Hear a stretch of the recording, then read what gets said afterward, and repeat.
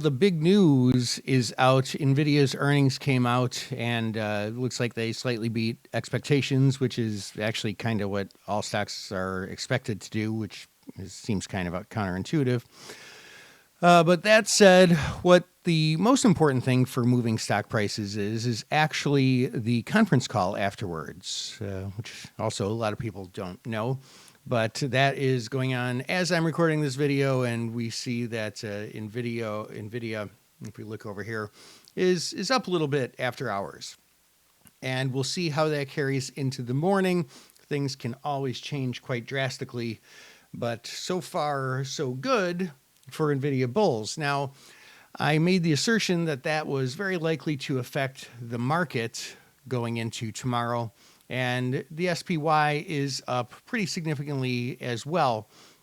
So in that regard, all is good, and that fundamental information that that we were waiting on from NVIDIA is the news. Tomorrow, of course, we have the weekly unemployment, which is still going to be important. It's going to be the news after this arguably bigger news. And then and there's also going to be, I think there's 4 Fed speakers tomorrow, which is kind of crazy. So then we are going to have a little bit of an information vacuum.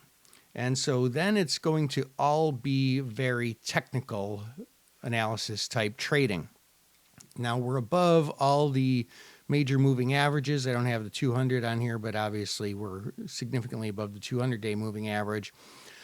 And they say tops take longer to form than bottoms. We do have, as you can see, some resistance formed, but we could surely break through that if this move in NVIDIA holds and this move in the market holds.